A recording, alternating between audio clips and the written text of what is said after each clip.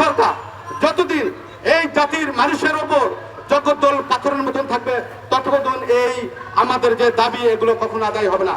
এই দাবি আদায়ের একমাত্র অন্যতম পন্থা হচ্ছে তীব্র আন্দোলনের মাধ্যমে এই গণবিরোধী সরকারকে বাংলার মাটি থেকে বাসনায়ন মসনদ থেকে চূড়াতর উৎখাত করে দেশ নেত্রী বেগম খালেদা জিয়া, বিএনপির ভারপ্রাপ্ত চেয়ারম্যান জননেতা তারেক রহমানের নেতৃত্বে অবশ্যই জাতীয়তাবাদী দেশপ্রেমিক গণতান্ত্রিক সরকার প্রতিষ্ঠার মাধ্যমে আমরা গণ মানুষের অধিকার বাস্তবায়ন করব। এই খুনি ফ্যাসিস্ট হাসিনা সরকার সুদীর্ঘ 17 বছর যাবৎ বাংলাদেশের আপামর জনতার বুকের ওপর পাথর চাপা দিয়ে বসে আছে।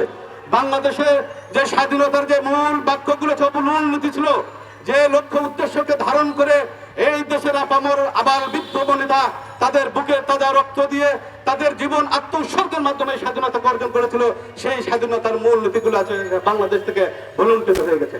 আজকের যে প্রতিবাদ্য বিষয় বিদ্যুৎ, জ্বালানি এবং রেলের ভাড়া বৃদ্ধি।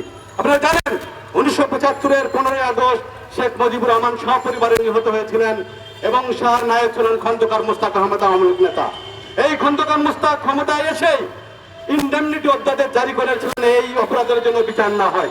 ঠিক একইভাবে শেখ হাসিনা 9 সালে ক্ষমতা গ্রহণ করার পরেই তার ভবিষ্যৎ পরিকল্পনা যে লুটপাট হবে, সেই লুটপাটকে বৈধতা দেওয়ার জন্য বিদ্যুৎ খাতের ভবিষ্যতে কোনো বিচার করা যাবে না ইনডেমনিটি আইন পার্লামেন্টে পাস করেছিলেন। আজকে যারা আলু পটলের ব্যবসায়ী তাদেরকে পাওয়ার প্ল্যান্টের পারমিশন দেওয়া হয়েছে। আমাদের বর্তমানে এই সরকার বলে 27,000 মেগাওয়াট বিদ্যুৎ উৎপাদনের সক্ষমতা, আমাদের চাহিদা 15,000 মেগাওয়াট, তারপরে গ্রামে বিদ্যুৎ থাকে না। আপনি বিদ্যুৎ উৎপাদনের যে আমাদের ইনগ্রিডিয়েন্টস লাগবে সেটার কোনো নিশ্চয়তা নাই। তারা শুধু পাওয়ার প্ল্যান্টের পারমিশন দিয়েছে। আলু পটলের ব্যবসায়ীরা তারা ক্যাপাসিটি চার্জের নামে শুধু পাওয়ার প্ল্যান্ট বানিয়ে বসে রাখছে, মাসে মাসে তারা টাকা নিয়ে যাচ্ছে, কোনো বিদ্যুৎ উৎপাদন করছে না। একইভাবে আমাদের বাংলাদেশের অন্যতম প্রতিষ্ঠান, গবেষণা প্রতিষ্ঠান বাপেক্স আছে, তারা গ্যাসের অনুসন্ধান করে গ্যাস উৎপাদনের জন্য যারা অত্যন্ত যোগ্য প্রতিষ্ঠান, তাদেরকে পারমিশন না দিয়ে বেশি দামে তারা বিদেশি প্রতিষ্ঠানকে এখানে অনুসন্ধানের দায়িত্ব দেয় এবং বাংলাদেশের নতুন কোনো গ্যাস ক্ষেত্র আবিষ্কৃত হচ্ছে না। তারা বেশি দামে সিলেকশনের মাধ্যমে কোনো টেন্ডার প্রক্রিয়া ছাড়াই নির্দিষ্ট কিছু প্রতিষ্ঠানকে এলএনজি আমদানির তারা পারমিশন দিচ্ছে। এই তরলীকৃত প্রাকৃতিক গ্যাস এখন দীর্ঘদিন যাবৎ বাংলাদেশের যে অবকাঠামো শিল্প কারখানায় কোনো গ্যাসের সংযোগ নাই, এখানে এই টাকাগুলো লুটপাট করে নিয়ে তারা বিদেশে পাচার করতেছে। একইভাবে আমি গতকাল একটা ব্যক্তি ইন্ডিয়া থেকে আসলেন, তিনি ফেসবুকে স্ট্যাটাস দিয়েছেন 2200 কিলোমিটার আমি রেলে ভ্রমণ করলাম নন এসি বার্থে 525 টাকা।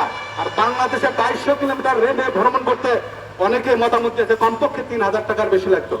আজকে বাংলাদেশে এই সরকার যতদিন এই জাতির মানুষের ওপর জগদ্দল পাথরের মতন থাকবে ততদিন এই আমাদের যে দাবি এগুলো কখনো আদায় হবে না।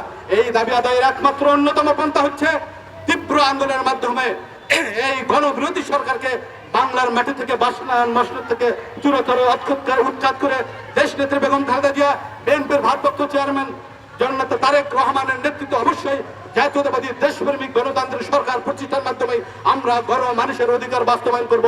সেই আন্দোলনের কাফেলায় সকলকে অংশগ্রহণের আহ্বান জানিয়ে আমার বক্তব্য শেষ করছি। ধন্যবাদ।